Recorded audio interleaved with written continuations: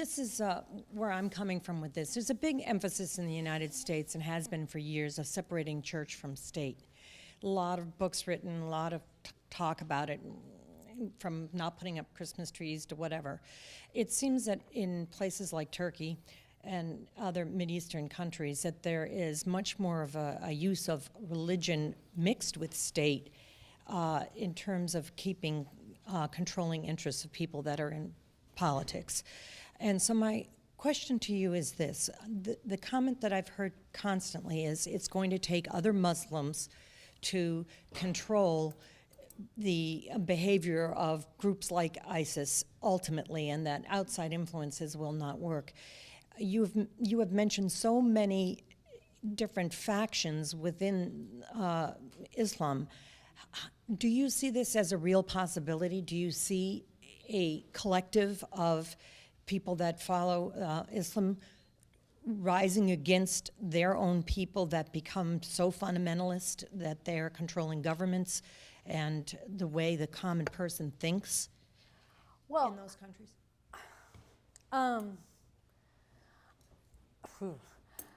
It's slightly above my pay grade in this sense. I mean, you get ISIS denounced by ordinary people and by Islamic leaders all the time. Are you talking about a sort of coalition of the willing, like boots on the, like not necessarily in the United States, but this is what I hear, that I constantly hear that the bottom line in America is that it's hard for an outsider to do this kind of thing, that it has to come from within. So what does coming from within mean in terms of controlling these out of control groups that have used Islam and the Quran and the dogma for their own purposes? Well, I mean, I think sheikhs issuing fatwas against them. I mean, I think a lot of Muslims feel quite helpless because, I mean, it's a war zone.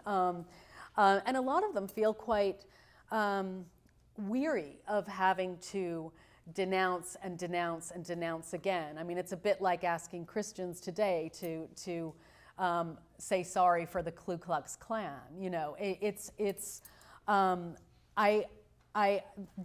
lot of them say, you know, apart from trying to be a good model myself and being a good citizen, why should I have to solve the problems of the Middle East when it wasn't, you know, there were many people helping to wreck it for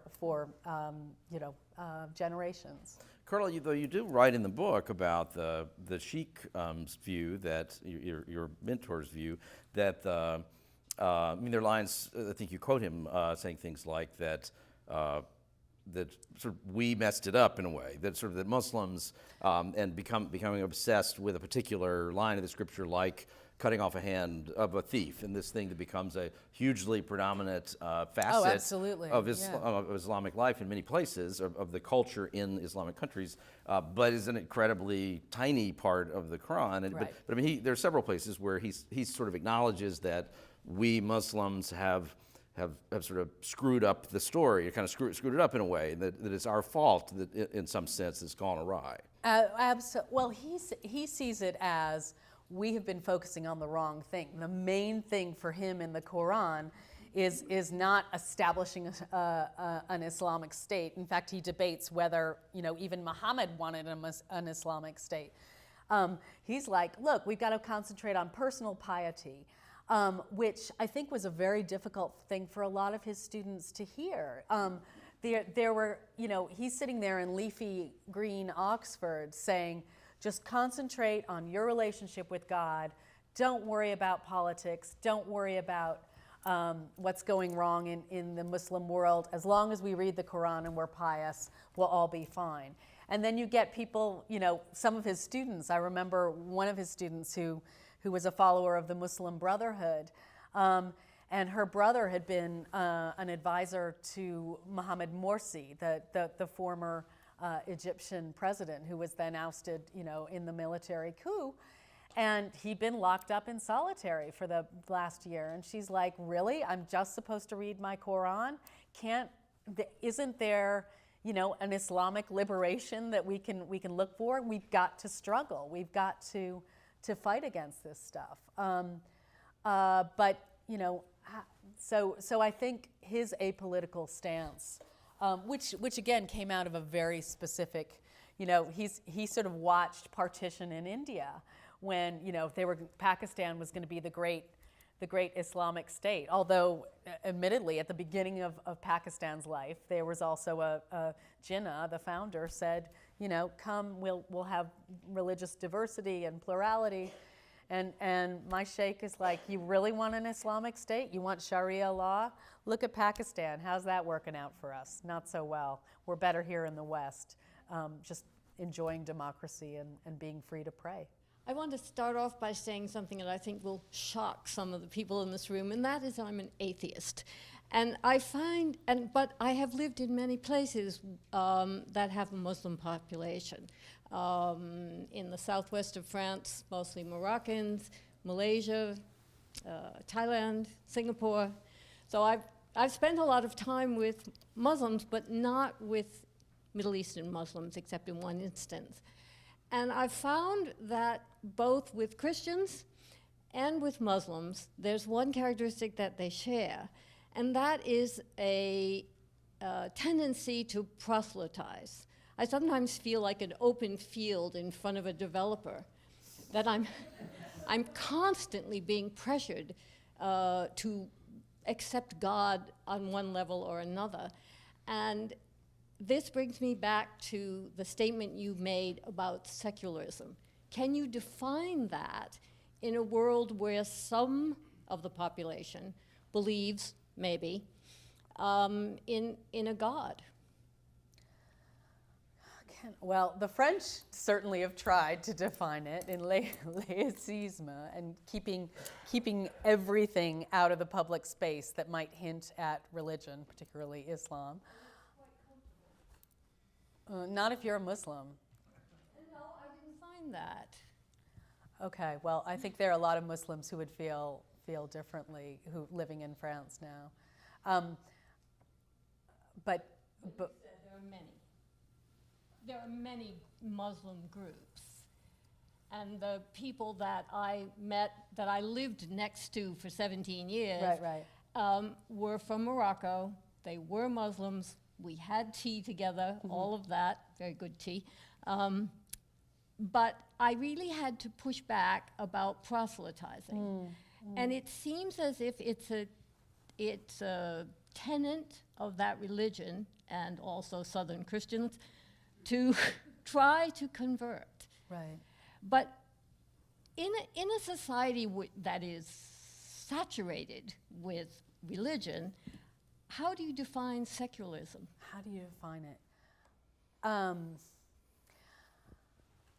You mean how do you keep religion out of your private life, or how do you keep ward religion out of public life? out of public life? Oh, well, yeah. I mean, I think the French have tried a really radical secularism. I mean, it's the French Revolution. Right.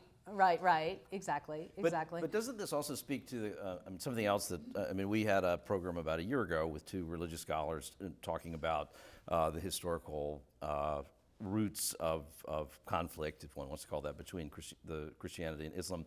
One of the parts of that discussion got into the absence from Muslim tradition of a tolerance for apostates, essentially this, that and whereas going back to Jefferson and the statute on religious freedom and its reference to infidels, I'm saying whatever he meant by that, he's saying the infidels have to be okay, whether they call themselves another faith or they're Right. like me, they just love everybody but don't follow rules very well. But Islam does seem to lack a space for apostasy. Well, yes and no. I mean, there's a famous hadith or story from the Prophet Muhammad's life where they're on a battlefield and one of his soldiers, a guy converted. It was a sword point conversion, and the guy went ahead and killed him. And the Prophet Muhammad said, you really shouldn't have do that. Did you split open his heart did you see what was inside? Because and so yes, there have been times when apostasy has been punished, and there have been other places where it's been, there have been people who have turned the other cheek. So.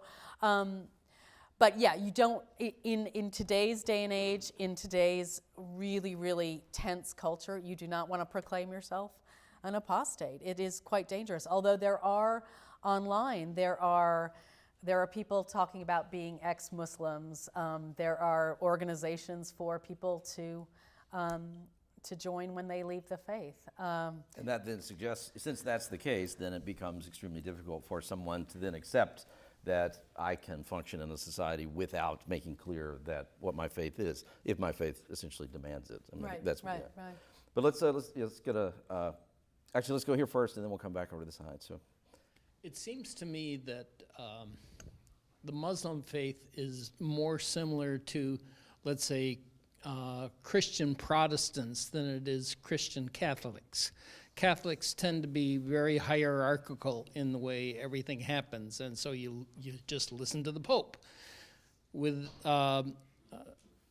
other Christians, with Protestants, for example, you've got so many people out there proselytizing different things that there is no center. And that seems to me the way the Muslim faith is. There is no center. Is that true? In the Sunni tradition, yes. That I mean, there's some, Al-Azhar in Egypt has some more influential scholars. But yeah, it is. People see this really, really rigid faith where you have to follow one thing, and instead, you have a very individualistic faith where if you don't like what one scholar says, you go down the street and go fatwa shopping. The daughter of the sheikh I studied with was desperate to dye her hair, and she went to her dad, and she's like, is it okay for me to dye my hair and still be a good Muslim? And he's like, I don't think so. She's like, okay, thanks, Dad. And she went down the street and she went to a sheikh who would give her a fatwa saying, yeah, it's absolutely fine. And she went on and dyed her hair. So there is this tremendous. I mean, I think it's one of the problems that it is so diffuse. Who do you call when you want to talk to Islam? To paraphrase Henry Kissinger's question about Europe, who do I call when I want to talk to Europe? There is a diffuseness. Now that's different in Shia, in the Shia thing, where there is a hierarchy of religious scholars and there is a sense of a clergy. But I think that gives Islam both its incredible strength and right now its real weakness. There is no authority you can turn to. Sadly, I was reading the other day that there was, in most Americans' mind, when they think about Catholicism, the face of Catholicism is the Pope. And because of the media coverage, the face of Islam right now is Baghdadi, the head of ISIS. And that's a terrible state of affairs, but it also bespeaks the diffusion you have. Many years ago, I attempted to read Karen Armstrong's book on Islam. And early in the book, if I remember correctly, I think she said that Muhammad actually really liked women and that he had some reverence and admiration for them. But you don't hear much of that today. And then I noticed in the beginning of your discussion this morning, you mentioned a group of radical progressive feminist Muslims, and I was wondering if you could speak on both of those for a moment. Sure. Oh, yeah, I mean, Western polemics have done a really terrific job at saying that Muhammad didn't like women, and focusing on the fact that he, his sexual promiscuity, that he had 11 wives, but very little on his respect for women. His first wife, who was his boss, she was a caravan trader in Mecca at the time, was 15 years his senior, a divorcee, and she proposed to him. So the longest marriage he has, and one of his two most beloved wives was of this strong older woman. And he, during his time, he absolutely promoted women's participation in the mosque. His other favorite wife, Aisha, who's very controversial because he married her when she was 6, and that is one of my biggest clashes with the sheikh in the book. He later changes his mind, but child marriage was a huge sparring point for us. But Aisha, who was quite a brilliant sort of theologian in her own right, he said of her, take half your religion from Humaira, from the little rosy one, as he called her. And I mean, really, when you compare Islam to the other faiths, no other faith has women so important in the founding tradition, in the founding hammering out of what does this faith mean and what is it about. Aisha was a tremendously important scholar, and about 2,000 of the really important and sound accepted hadith, or things about the Prophet, come from her, and she is absolutely seminal to the transmission of the faith. The second thing, there's a really exciting Muslim feminist movement, or movements around the world. One incredibly important person is actually, used to teach at Virginia Commonwealth, Amina Wadud, who is probably the most famous feminist theologian working today. Born in Baltimore to Baptist parents, converted at 17, and then went on to do the first reading of the Qur'an from a woman's point of view, a tafsir, an exegesis. And from that, went over to Indonesia when she was, to Malaysia. And from that started a kind of radical reading group where women were going back and saying, hey, the imam down the street told me I can't work. It doesn't say here. And from that, it's a real wellspring. She's very, very controversial, as you can imagine, but she's also done extraordinary stuff and has many, many followers. And it's really becoming a thing. And that to me is incredibly. We have this whole sort of savior complex, I think. I mean, if you'll recall back to, the invasion of Afghanistan, one of the main things was, as Laura Bush told us, we were going to go save the Afghan women. Muslim women don't need us. They are going back to the text themselves and finding liberation from within the faith. They don't need Western style feminism. They don't need Western democracy, they feel, to do so, in many cases, if they've got access to the right texts and networks. Thank you very much. That was wonderful. Thank you.